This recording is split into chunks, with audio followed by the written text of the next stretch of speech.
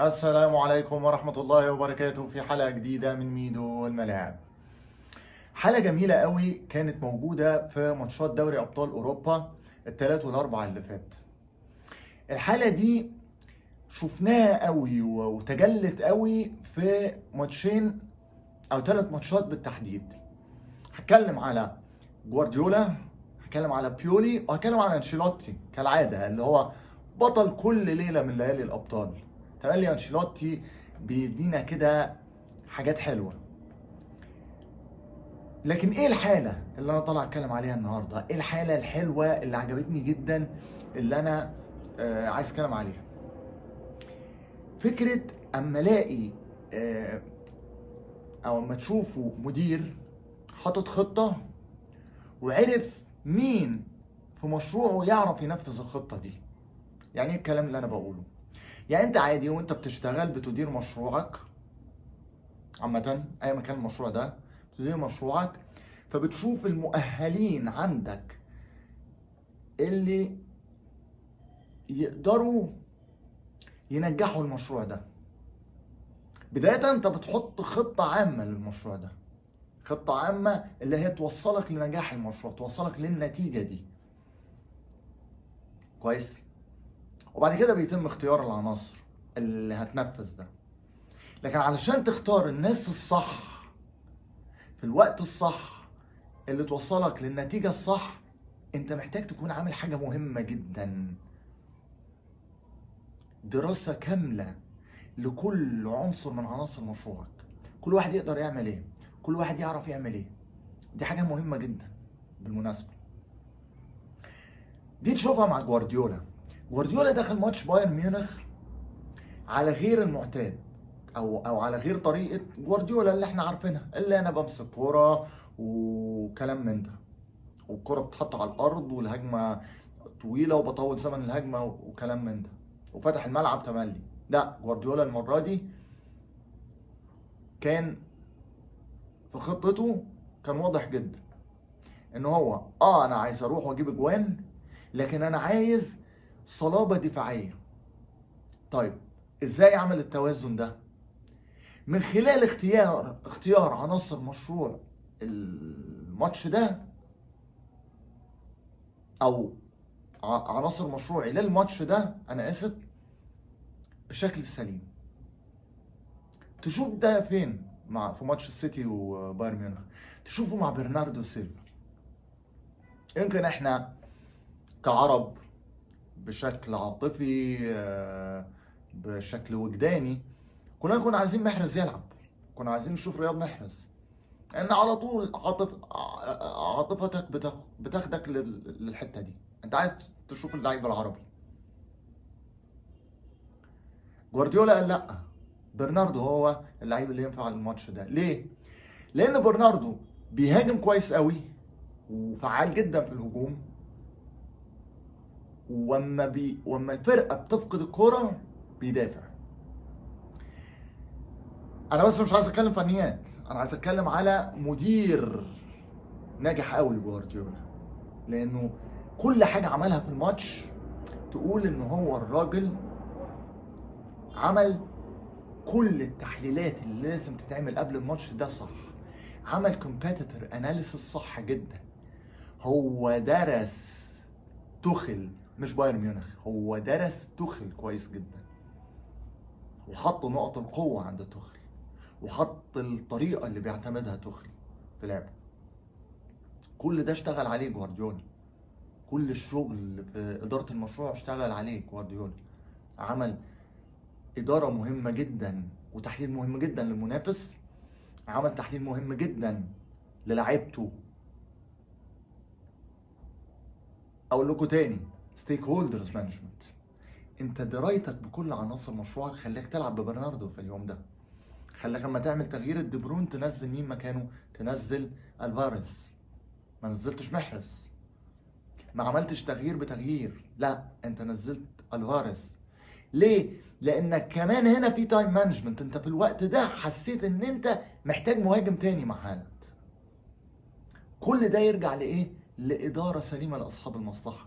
اداره سليمه لعناصر المشروع، درايه بعناصر المشروع. وعلشان كده جوارديولا ادى درس لاي مدير في اي مجال ازاي تدير المشروع وازاي توصل لنجاح المشروع. اشوف ده في حاجه تانية في ماتش اخر، ميلان ونابولي.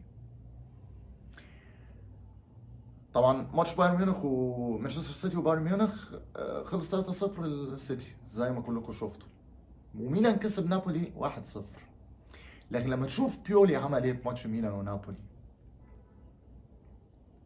بيولي شاف انه ميلان ما يقدرش على نابولي رغم الفوز 4-0 في الدوري وكلام من ده من اسبوع، ولكن كل الشواهد بتقول انه نابولي في الفتره دي اعلى من ميلان، علشان نكون متفقين. فاعتمد ايه؟ درايته دي بعناصر مشروعه، وعيه الكامل بكل حاجه في مشروع فريق اي سي ميلان، خلى بيولي يلعب انا مش هدافع ومش ههاجم، انا عايز اعمل ماتش اخلي الماتش بين نص ملعبي يعني يكون اللعب الاكتر في نص الملعب، واقدر انا اوصل واجيب اجوان. عشان كده هو عمل ايه؟ درايته بامكانيات اسماعيل بن ناصر النجمنا العربي الجزائري الكبير طبعا، درايته بامكانياته تشوفها طول الماتش لحد ما اسماعيل بن ناصر اتغير. لما تشوف دي خلال الماتش هتلاقي انه بن ناصر كان بيلعب بلاي ميكر معظم فترات الماتش. طول ما الميلان معاه الكوره بن ناصر ورا المهاجم، ورا جيرو ولياو. ليه هو عمل كده؟ لان هو عارف انه فرقه نابولي انا مش هعرف ادخل في العمق قوي، مش هعرف ازق قوي، يبقى انا هعتمد على قوه بن ناصر عندي. وهنا بنشوف تحليل مهم جدا لفرقته من بيولي، عمل تحليل مهم جدا فتوصل لنتيجه انه بن ناصر بيشوط حلو، فانا ممكن اشوط من بره كتير.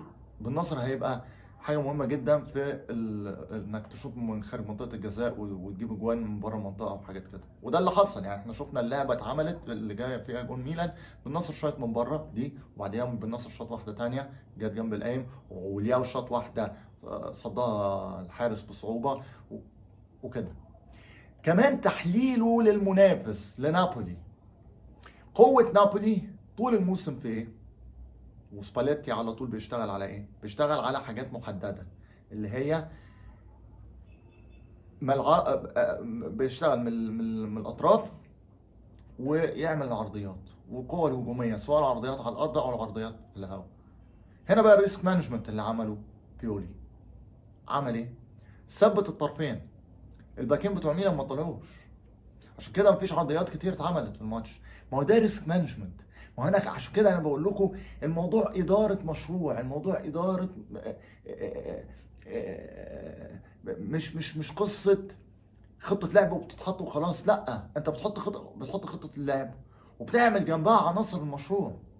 الاهم بقى من بيولي حسب كلام كمان كاير بعد الماتش، بيقول من اهم الحاجات اللي اتكلم فيها بيولي مع لعيبه ميلان قبل الماتش حته ايه؟ اتكلموا مع بعض طول الماتش. فهو عمل ايه هنا؟ هو قدر يعمل اداره للتواصل بين عناصر مشروعه وهو بيجهزهم للماتش. عشان كده كاير بيقول التواصل بيني وبين المدافعين كان طول الماتش موجود، والتواصل بين ده اللي اكده اسماعيل بن ناصر كمان، بيقول التواصل بينه وبين برضه تونالي ولياو وجيرو طول الماتش كان موجود. بنتكلم مع بعض بالاشارات بحاجات كده حسب اسماعيل بن ناصر ما قال. يبقى بيولي عمل كوميونيكيشن مانجمنت بين عناصر مشروعه. عشان كده شفنا كمان ميلان ظهر بثبات انفعالي عظيم. سباليتي بعد الماتش بيقول انا اخطأت في ان انا ما حضرتش وما ذاكرتش ميلان كويس، واعتمدت على ماتش الدوري في ان انا اذاكر ميلان في مذاكرتي الميلان. طيب فين الغلط طيب اللي عمله سباليتي؟ ان ميلان يوم ما دخل ماتش الدوري وكسب 4-0، اولا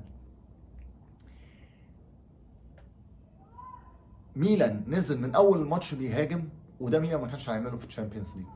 ده نمره واحد. امبارح سباليتي بيقول انا اتفاجئت انه ميلان نزل بيلعب ماتش متوازن، مش عايز يطلع للهجوم قوي، فبالتالي ميلان ما فتحش خطوطه. هنا بقى سباليتي ما عملش ريسك مانجمنت، ما عملش حسابه انه ميلان مش هيهاجم، ما عملش حسابه، لا هو كان عامل حسابه او حاطط خطه واحده. الحاجه الثانيه، لعبت بنفس التشكيل اللي بتلعب بيه، اللي لعب بيه كل الماتشات بتاعت الشامبيونز ليج. فهنا برضو انت ما ذاكرتش المنافس خالص، ما عملتش اي تحليل للمنافس. عشان كده عناصر الاداره لو ما اتنفذتش بشكل سليم بتضيع ماتش من حد وبتكسب حد. طيب ده واحد. الحاجه الثانيه المهمه، وهنا هرجع فيها الماتش بايرن ميونخ، ماتش مانشستر سيتي وبايرن ميونخ. توخل كان باين قوي في الماتش انه ما حضرش مانشستر سيتي، ما عملش اي خطط لمواجهه مانشستر سيتي. هو خلاص انا بلعب بالطريقه دي، انا هفتح خطوط الملعب. طيب انت بتلعب سيتي، بتلعب فرقه بتعرف تجيب جون في اي وقت وعندها عناصر كتير بتجيب جون. لا هو ما عملش الهوم ورك بتاعه توخل خالص. هو قرر انه هي طريقتي وانا هلعب بيها. طيب ما اختارش حتى العناصر اللي تنفذ له الخطه دي. اهم حاجه تشوف فيها الكلام اللي انا بقوله لكم، وانه ما كانش فيه ستيك هولدرز مانجمنت، وانه ما كانش فيه ريسك مانجمنت عند توخل. ما فيش ستيك هولدرز مانجمنت ان ساديو ماني ازاي يقعد، ازاي ما ينزلش، ازاي ما يلعبش كويس، جواو كانسيلو ازاي ما تبداش بيه،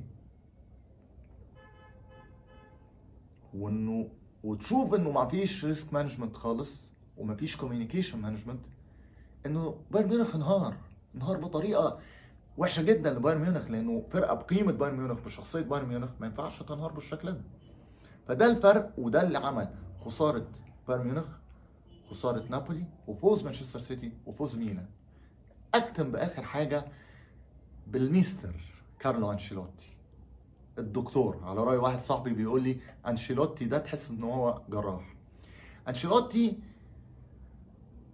خطته اتبنت على المفاجاه. هو مش عايز يلعب بشكل تقليدي. نزل مين؟ اسينسيو، اللي هو مش من العناصر اللي بتستخدم كتير السنه دي في بايرن ميونخ. اسينسيو جاب له جون ولعب ماتش حلو قوي وكان هايل. طب اعتمد على ايه في اداره اسينسيو؟ ده كلام اسينسيو بعد الماتش. بيقول انشيلوتي قبل الماتش قال له انت اللي هتلعب، قبل الماتش بيوم قال له انت هتلعب الماتش ده، وانت ليك دور في الماتش ده، وانت اهم لعيب في ريال مدريد. عمل ايه هو في اسينسيو هنا؟ اسينسيو بيقول لما قال لي الكلام ده حسيت ان انا هكسب كاس العالم بكره، لو ريال مدريد كسب انا هكسب كاس العالم بكره. اللي انا عايز اقوله هنا ايه؟ اداره اصحاب المصلحه ليها تكنيك، ليها اصول، لازم يتعمل صح. طبعا انشيلوتي لما هيعمل ده هيعمله صح جدا. بيولي عمله صح وجوارديولا عمله صح. عشان كده بتكلم على الحاله الحلوه اللي كانت في الشامبيونز ليج. كده اكون وصلت معاكم لاخر حلقه. اتمنى تكون الحلقه عجبتكم، اتمنى يكون موضوعنا اللي عجبكم. اترككم في رعايه الله وامنه وحفظه وسلامته. انا القاكم في حلقه جديده من ميدو والملاعب. عاش العرب، كل العرب.